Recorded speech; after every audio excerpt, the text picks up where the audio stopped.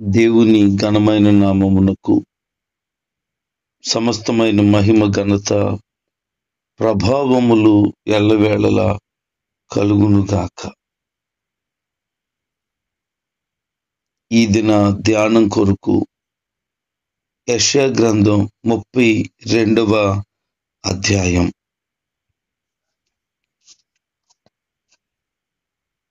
దేవుని ఉన్నతమైన ప్రణాళిక ఈ భూమి మీద నెరవేర్చబడబోతుంది. అదేమంటే యేసుక్రీస్తు రాజ్యం ఈ భూమి మీద కనబడబోతుంది. ఆయన పరలోక రాజ్యము సమీపించుచున్నది, మారు మనసు పొందుడి అని ప్రకటన చేసిన ఆ రాజ్యం త్వరలోనే జరగబోతుంది. ఈ భూమి మీద కట్టబడబోతుంది. మానవులందరూ కూడా ఆ నిత్య రాజ్యపు వారసులై దేవుని యొక్క ప్రణాళికలో ఉండిన వారందరూ కూడా ఆ రాజ్యంలో ఉండబోతున్నారు. ఇది ఒక గొప్ప ప్రవచనం. దేవుని యొక్క ఉన్నతమైన పరిపాలన విధానంలో కేవలము ఒక రాజు ధర్మముగా, న్యాయంగా, నీతిగా పరిపాలన చేస్తాడు కదా, అటువంటి విధానములోనే న్యాయ సమ్మతమైన పరిపాలన ఆయన చేస్తాడు అని, కేవలము అధికారులు న్యాయాన్ని బట్టే ఏలుతారని చెబుతూ ఆయన యొక్క రాజ్యం యొక్క విశిష్టతను వివరిస్తూ ఉన్నాడు. 2వ వచనంలో మరలా ఇలా రాయబడింది, మనుషుడు గాలికి మరుగైన చోటు వలెను అని రాయబడింది. ఈ మనుషులు ఎవరు అని అంటే బహుశా 1వ వచనంలో కనిపించేటువంటి రాజే అయి ఉండొచ్చు. ఈ 2 పదాలు దైవ మానవుడైన యేసుక్రీస్తుని గూర్చి రాసినవే. ఎందుకంటే దేవుడు మనిషి రూపంలో వచ్చాడు. మానవ అవతారం అని అంటాం. అదే మనకు కనబడుతుంది 7వ అధ్యాయము 14వ వచనంలో, 9వ అధ్యాయము 6 నుంచి 7వ వచనం కూడా చదివితే, యోహాను 1వ వచనంలోను 14వ వచనంలో కూడా ఆ వాక్యమే శరీరధారి అయి వచ్చెను అనే మాట. అంటే దేవాతి దేవుడే మానవుడిగా ఈ భూమి మీదకు వచ్చాడు అని, ఆయన వచ్చిన ఆ యొక్క ఉద్దేశాన్ని, జరగబోయే ప్రవచనాన్ని యెషయా భక్తుడు తెలియచేస్తూ ఉన్నాడు. అందుకే ఈ మనుషుడు ఎవరు అనంటే యేసుక్రీస్తు ప్రభువారు. పై వచనములోనేమో ఒక రాజుగా సూచిస్తుంటే, కింద వచనము ఒక సామాన్యమైన మనుషునిగా చూపిస్తుంది. ఈ 2 వచనాల యొక్క ఉద్దేశం కేవలము యేసుక్రీస్తే అని గమనించగలరు. ఆయన యొక్క బిడలుగా మనందరం కూడా ఆయనను ఆశ్రయించాలని, ఆయనను శరణు వేడుకోవాలని ఆయన కోరుకుంటున్నాడు. అందుకే గాలికి చాటుగాను, గాలివానకు ఆశ్రయముగాను ఆయన ఉంటాడు అని. యేసుక్రీస్తు తప్ప మరి ఎవరు ప్రజలకు ఆశ్రయముగాను ఒక నీడగాను ఉండగలరంటారా? ఒక మనిషికి మరొక మనుషుడు ఆశ్రయము అని అనుకుంటే ఆ ఆశ్రయము ఎంతవరకు ఆశ్రయముగా ఉంటుంది? అది తాత్కాలికమైనదే. అందుకనే యెహోవా నిన్ను ఆశ్రయించిన వారు ధన్యులు అని చెప్తున్నారు. ఏ పరిస్థితులైనా, ఎలాంటి సందర్భాలైనా దేవుణ్ణి ఆశ్రయించడం అది మన జీవితానికి గొప్ప భాగ్యం. మరి నువ్వు ఎవరిని ఆశ్రయిస్తున్నావు? నీకు కలిగిన వేదన, బాధ, ఇబ్బందుల్లో ఎవరి చెంతకు చేరుతూ ఎవరి ఆశ్రయాన్ని కోరుతున్నావు? మనుషుల యొద్దకు వెళ్ళవద్దు. ఎందుకనంటే వారు మరలా ఆశ్రయం ఇచ్చినట్టే ఇస్తారు, నిన్ను త్రోసి వేస్తారు. యోన సొరచెట్టు నీడను ఆశ్రయించాడు. ఆహా, ఎంత బాగుంది అని అనుకున్నాడు. అది ఒక రోజు మాత్రమే ఉంది. రాత్రి మొలిసింది, ఉదయానికి చక్కగా పందిరైంది, సాయంత్రానికి అది వాడిపోయింది. పరిస్థితి అలాగైపోయింది. అంత వేగంగా ఎండొచ్చినప్పుడు వాడిపోయిన ఆ పందిరి మీద ఉన్న ఆ పాదును చూసి, నేను ఆశ్రయం అనుకున్నానే, ఏంటి ఇలాగ అయిపోయింది నా పరిస్థితి అని బాధపడ్డాడు. దాని అర్థం ఏంటి అనంటే, మనుషుడు దేనిని ఆశ్రయించినా అది ఆశ్రయము కాదు, అది పోగొట్టుకోవలసిన పరిస్థితి వస్తుంది. మరి దేవుణ్ణి ఆశ్రయిస్తే ఆయన ఆశ్రయము ఎన్నటికి నీ పోదు.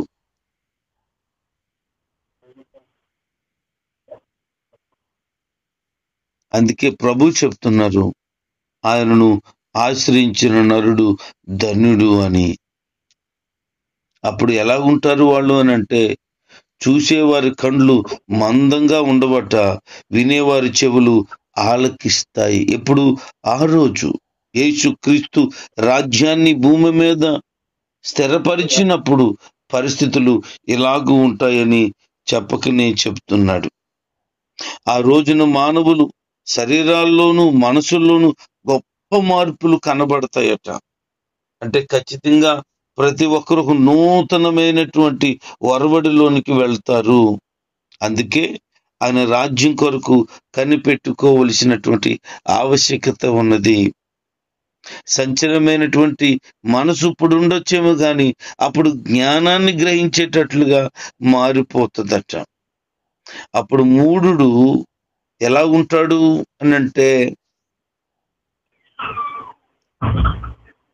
నీతి విషయాల్లో, ఆధ్యాత్మికమైన విషయంలో గ్రహింపలేని వ్యక్తిగా ఉన్న ఆ టైం వచ్చేటప్పటికి మూర్ఖులు, వంచకులు సమాజంలో గౌరవ ప్రతిష్టతలతో చలామణి అయ్యేవాళ్ళుగా మారిపోతారు. ఈ మాటలు అర్థమవుతున్నాయా? యేసుక్రీస్తు రాజ్యం ఈ భూమి మీదకు స్థాపించబడిన తర్వాత ప్రజలు, పరిస్థితులన్నీ కూడా వారి మనసులు కానీ వారి జీవితాలు కానీ అద్భుతంగా మార్చబడతాయి. అంటే దేవుని రాజ్యం రావాలి అని ప్రతి ఒక్కరు కోరుకోవాలి. మూర్ఖులు, వంచకులు సమాజంలో గౌరవ ప్రతిష్టతలు పొందేవారిగా మారిపోతారు.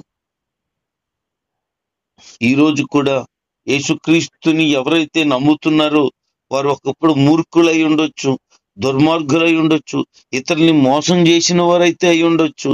అయితే వారి జీవితాలు ఈరోజు అద్భుతంగా మారుతున్నాయి. అనేక మంది మారారు, ఇకను కూడా తప్పకుండా మారిపోతారు. రాబోయే యేసుక్రీస్తు యొక్క రాజ్యంలో ఇలాంటి వారందరూ కూడా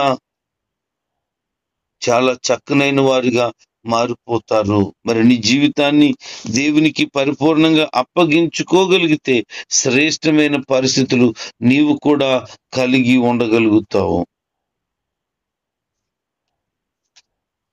మరి నీ జీవితాన్ని ప్రభుకు అప్పగించుకో, పరిపూర్ణంగా దేవునికి లోబడేటట్లుగా మార్చుకో.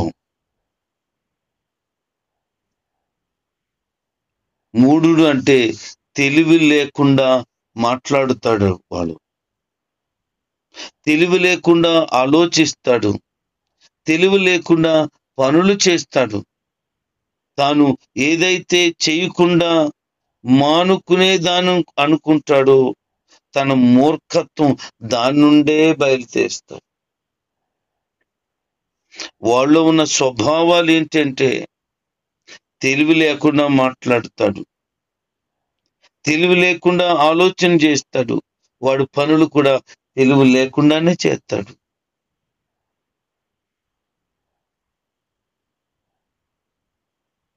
ప్రతి దాంట్లో కూడా వాడు మూర్ఖత్వాన్ని వెల్లడి చేస్తాడు. అయితే ఆ మూర్ఖత్వం కలిగిన వాడు కనుక మారగలిగితే తను ఇతరులకు మాదిరిగా ఉండగలుగుతాడు. మరి ఎవరికైనా మూర్ఖత్వం ఉంటే వారు మార్పు కొరకు తప్పక మనం ప్రార్థన చేయవలసిన వారమై ఉన్నాము. వారి యొక్క స్వభావాన్ని మారాలి అనేటువంటి ఉద్దేశాన్ని మనం తప్పక గ్రహించి ప్రార్థించవలసిన వారుగా ఉన్నాం. ఇక్కడ ఒక పరిస్థితిని వివరిస్తూ ఉన్నారు. అదేమనంటే,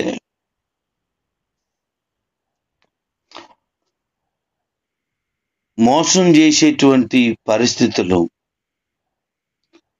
న్యాయము తప్పిన పరిస్థితులు, లేనిపోని మాటలు మాట్లాడేటువంటి పరిస్థితులు, చెడ్డ ఆలోచనలు చేసేటువంటి పరిస్థితులు ఎవరైతే కలిగి ఉన్నారో వారందరూ కూడా మార్పు చెందిన వారైపోతారు.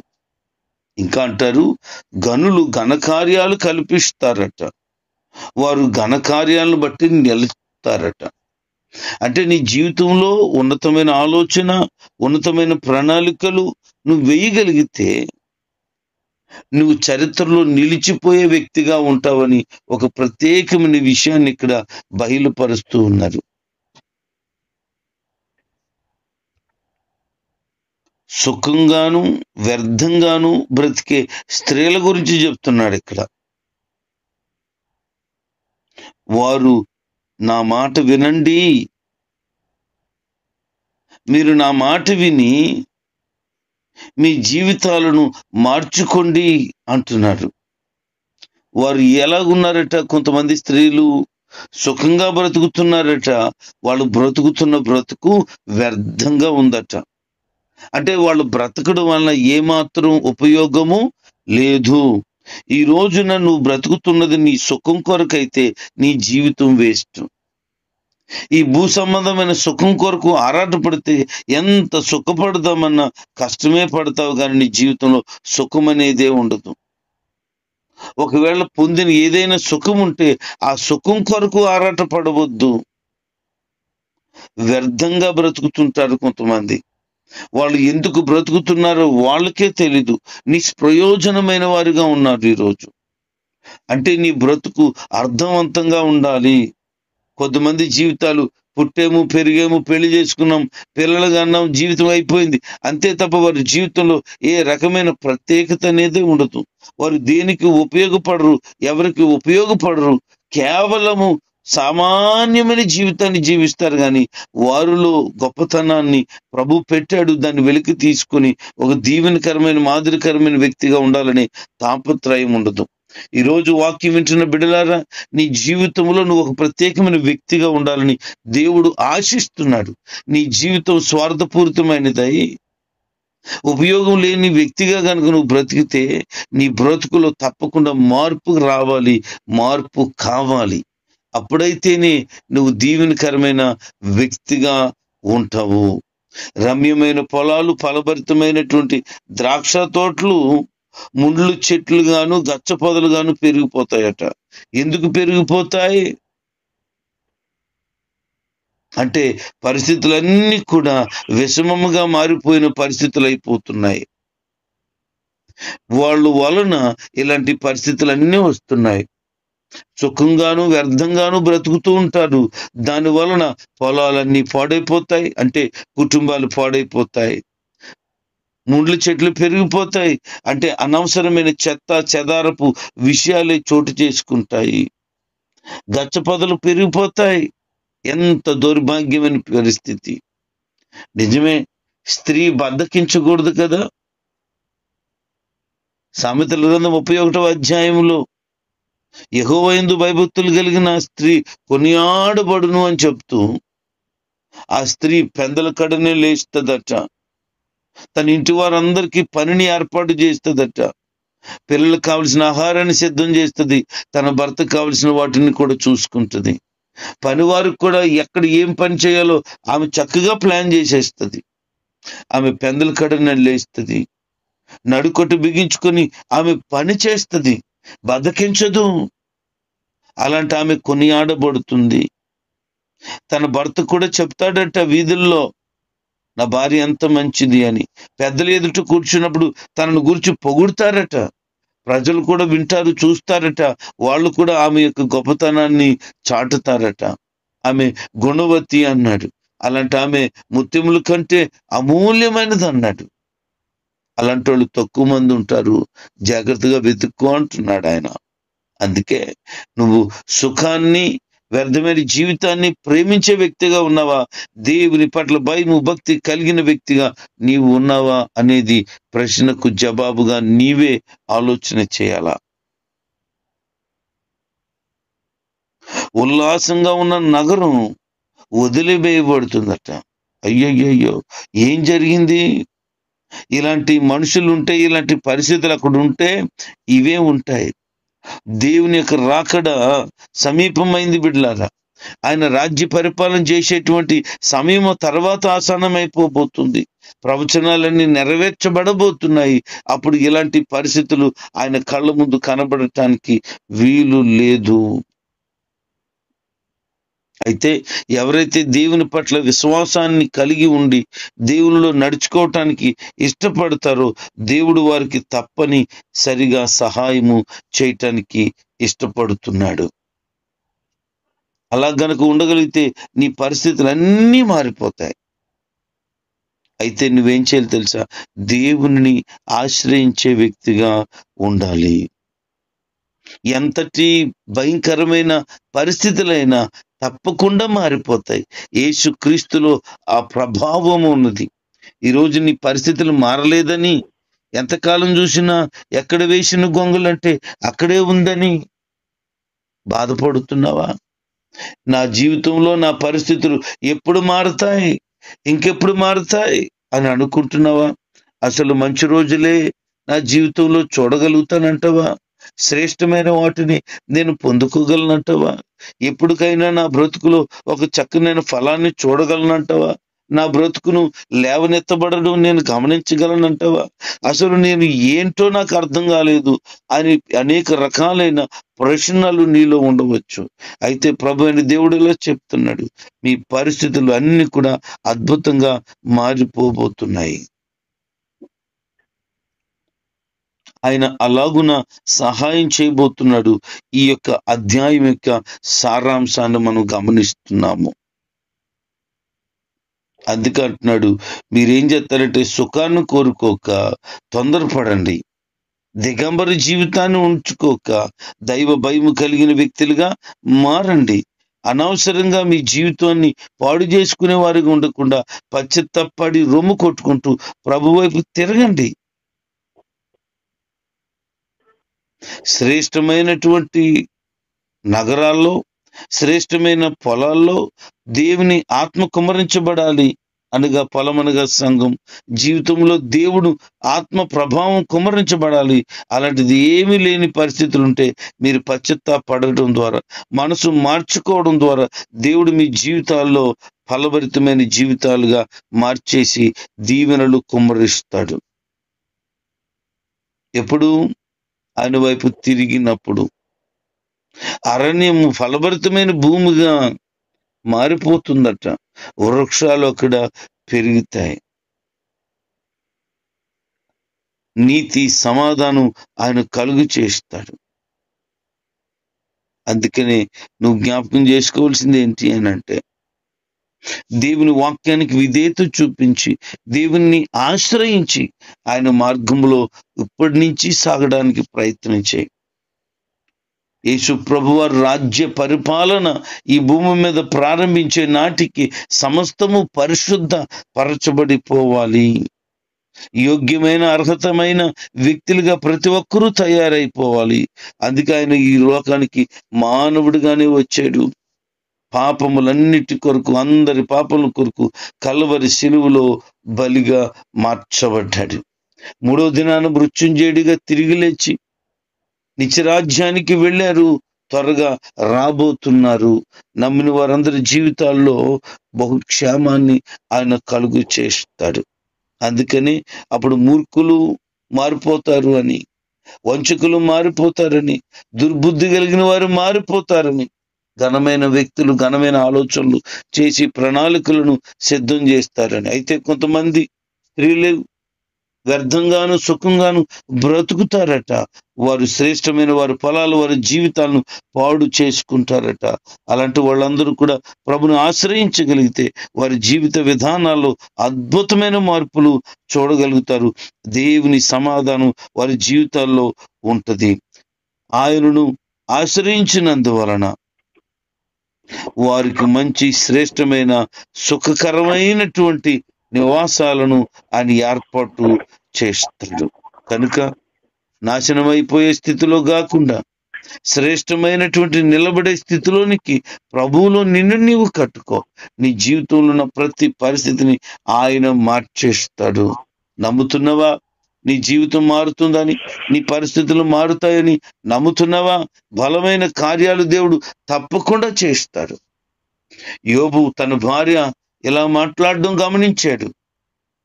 ఇదిగో, దేవుని దూషించి చచ్చిపో, శరీరం అంతా కురుపులతోనూ గజ్జుతోనూ ఉంది, పిల్లలందరినీ కోల్పోయాము, ఇంకెందుకు బ్రతికి, ఏం ఉపయోగము అంటుంటే, నేను సావును సజీవునై దేవుని క్రియలు వివరిస్తానని భక్తుడు పలికినట్టు పలికాడు. దేవుడిచ్చాడు, దేవుడు తీసుకున్నాడు, ఆయనకే మహిమ అన్నాడు. ఆమెకు తెలీదు పరిస్థితి మారుతుందని, తెలీదు. తెలిసి ఉండుంటే ఆ మాట అందు. కోపపడ్డాడు. మూర్ఖురాల్లా మాట్లాడుతున్నావు, ఆయన వల్ల అన్ని పొందాము, ఈరోజు ఆయన్ని పోయాయి, దాన్ని బట్టి దేవుడికి మహిమనాలు తప్ప ఆయన మనం ఏమనకూడదు అని అన్నాడు. పరిస్థితి మారుతుందని ఆత్మీయ నేత్రాలు తెరవబడిన వాడుగా నమ్మాడు. అద్భుతం జరిగిందండి. పరిపూర్ణతలోనికి వచ్చేశాడు. రెండంతల ఆశీర్వాదాన్ని సొంతం చేసుకున్నాడు. నయమాను ఎన్నో రకాలైన ప్రయత్నాలు చేశాడు. అసలు అతను బాగుపడతాడని అనుకోలేదు. ఈ కుష్టి వ్యాధితోనే చచ్చిపోతాను అనుకున్నాడు. అనుకోని విధానంలో ఒక చిన్న అమ్మాయి చెప్పిన విషయాన్ని బట్టి ఇశ్రాయేలు రాజ్యానికి వెళ్ళి దైవజనుడైన ఎలీషాను కలుసుకున్నప్పుడు ఆయన చెప్పిన మాటకు లోబడి ఆ నీళ్లు ములిగినప్పుడు పసిపిల్ల దేహం వలె మారిపోయింది. అసలు జరుగుతుందా, పరిస్థితి మారుతుందా అంటే విశ్వాసంతో దిగాడు. అద్భుతం జరిగింది. ఈరోజు నీవు దేవుని యందు పరిపూర్ణమైన విశ్వాసం ఉంచు. 100% నీ పరిస్థితులు మారిపోతాయి. ఆ మారిపోవడం నువ్వు చూడబోతున్నావు. దేవుడి మాటలు మనం వినుకుల్లో దీవించి ఫలభరితమైన ఆశీర్వాదకరమైన వారిగా ప్రతి ఒక్కరిని మలిచి మార్చునుగాక. ఆమేన్.